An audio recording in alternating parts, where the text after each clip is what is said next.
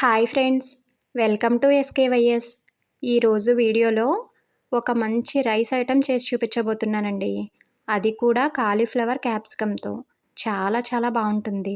పిల్లల లంచ్ బాక్స్లో కనుక ఇలా చేసి పెట్టారంటే ఖచ్చితంగా ఇష్టంగా తింటారు. ఎటువంటి సాసులు కానీ మైదా, కార్న్ఫ్లోర్ లాంటివి కూడా ఏమీ యూజ్ చేయకపోయినా చాలా చాలా టేస్టీగా ఉంటుంది. హడావిడి లేకుండా చాలా ఈజీగా చేసేసుకోవచ్చు. ముందుగా కాలీఫ్లవర్ని తీసుకుని ఇలా పెద్ద ముక్కలుగా కట్ చేసుకోవాలి. వెయిట్ పరంగా చూస్తే 250 గ్రామ్స్ ఉంటాయి. అలాగే ఒక క్యాప్సికమ్ని ఇలా పెద్ద ముక్కలుగా కట్ చేసుకుని పెట్టుకోవాలి. తర్వాత స్టవ్ మీద గిన్నె పెట్టుకుని ఒక 1/2 లీటర్ వరకు వాటర్ వేసుకుని కొంచెం పసుపు, కొంచెం సాల్ట్ వేసుకుని వాటర్ మరిగినప్పుడు స్టవ్ని ఆఫ్ చేసి కట్ చేసి పెట్టుకున్న కాలీఫ్లవర్ ముక్కలను ఆ వాటర్లో డిప్ చేసుకుని ఒక 5 to 10 మినిట్స్ అలా వదిలేయాలి. తర్వాత ఒక మిక్సీ గిన్నెలో 5-6 ఎండుమిర్చిని వేసుకోవాలి. ఎవరి కారానికి తగ్గట్టుగా వారు ఎండుమిర్చిని తీసుకోవచ్చు. అలాగే చిన్నవైతే 3 టమాటాలు, పెద్దవైతే 2 టమాటాలను ముక్కలుగా కట్ చేసుకుని ఆ మిక్సీ గిన్నెలో వేసి ఒక 1/2 స్పూన్ షుగర్ను కూడా ఆ మిక్సీ గిన్నెలో వేసుకుని మెత్తగా పేస్ట్ చేసుకోవాలి. ఇలా పేస్ట్ చేసుకుని పక్కన పెట్టుకోవాలి. తర్వాత వాటర్లో డిప్ చేసుకున్న కాలీఫ్లవర్ ముక్కలను బయటకు తీసి ఒక ప్లేట్లోనికి వేసుకోవాలి. ఇప్పుడు ఒక మిక్సింగ్ బౌల్ని తీసుకుని దానిలో కాలీఫ్లవర్ ముక్కలను వేసుకుని 1 teaspoon salt, 1 teaspoon కారం, 1/2 టీ స్పూన్ మిరియాల పొడి వేసుకుని కాలీఫ్లవర్ ముక్కలను బాగా కలుపుకోవాలి. క్యాప్సికమ్ ముక్కలకు ఉప్పు కారాలు పట్టించడం అవసరం లేదు. ఓన్లీ కాలీఫ్లవర్ ముక్కలకు పట్టించుకుంటే సరిపోతుంది. ఇలా ఉప్పు, కారం, మిరియాల పొడి కలుపుకొని ఆ ముక్కలన్నిటినీ ఒక 5 to 10 మినిట్స్ పక్కన పెట్టుకోవాలి. 10 మినిట్స్ తర్వాత రైస్కి సరిపడా కళాయిని పొయ్యి మీద పెట్టుకుని సరిపడా ఆయిల్ వేసుకుని ఉప్పు, కారం కలిపిన కాలీఫ్లవర్ ముక్కలను ఆ ఆయిల్లో వేసుకుని నెమ్మదిగా కలుపుకుంటూ కాలీఫ్లవర్ ముక్కలు సాఫ్ట్గా అయ్యి కొంచెం రంగు మారేంత వరకు వేయించుకోవాలి.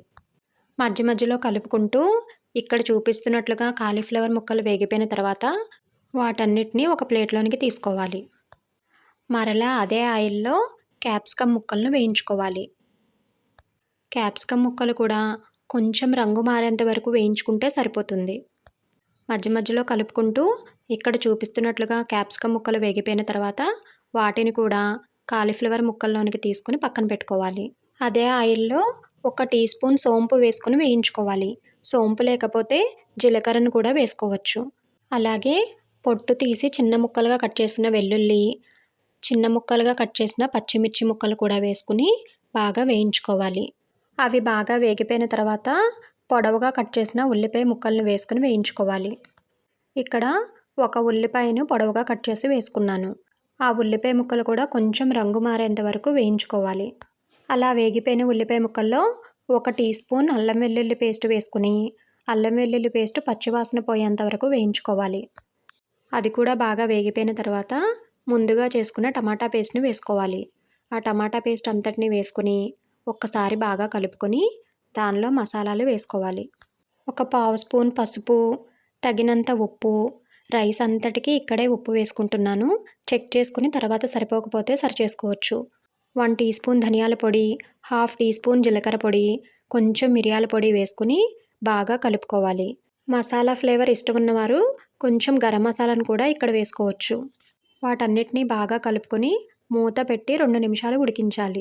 2 నిమిషాల తర్వాత మూత తీసి 2 స్పూన్ల పెరుగు వేసుకుని బాగా కలుపుకోవాలి. స్టవ్ని లో ఫ్లేమ్లో పెట్టుకుని పెరుగంతా బాగా కలిసిపోయిన తర్వాత మీడియం టు లో ఫ్లేమ్ అడ్జస్ట్ చేసుకుంటూ టమాటాల్లో ఉన్న నీరంతా ఎగిరిపోయి బాగా దగ్గరికి అయ్యి ఆయిల్ పైకి తేలేంత వరకు మూత పెట్టుకుంటూ మధ్య మధ్యలో కలుపుకుంటూ ఉడికించుకోవాలి. ఈ టమాటా పేస్టు, మసాలాలు అన్నీ బాగా వేయించుకుంటేనే రైస్ టేస్ట్ అంత బాగుంటుంది. కాబట్టి స్టవ్ని లో ఫ్లేమ్లో పెట్టుకుని ఇక్కడ చూపిస్తున్నట్లుగా ఆయిల్ సపరేట్ అయ్యేంత వరకు బాగా వేయించుకోవాలి. అలా వేగిపోయిన తర్వాత వేయించుకున్న కాలీఫ్లవర్ క్యాప్సికమ్ ముక్కలను ఆ మసాలాలో వేసుకుని బాగా కలుపుకోవాలి. అలా బాగా కలిసిపోయిన తర్వాత మూత పెట్టుకుని 2 నిమిషాలు మగ్గించుకుంటే ఆ మసాలా ఫ్లేవర్స్ అన్నీ కాలీఫ్లవర్ క్యాప్సికమ్ ముక్కలకు బాగా పడతాయి. 2 నిమిషాల తర్వాత పొడి పొడిగా ఉడికించి చల్లార్చిన రైస్ మొత్తాన్ని దానిలో వేసుకోవాలి. నేను 250 గ్రామ్స్ రైస్ని తీసుకుని అలా ఉడికించి చల్లార్చి పెట్టుకున్నాను. ఆ రైస్ మొత్తాన్ని ఆ మసాలాలో వేసుకుని బాగా కలుపుకోవాలి. రైస్ మొత్తం బాగా కలిసిపోయిన తర్వాత సాల్ట్ చెక్ చేసుకుని సరిపోకపోతే అడ్జస్ట్ చేసుకోవాలి.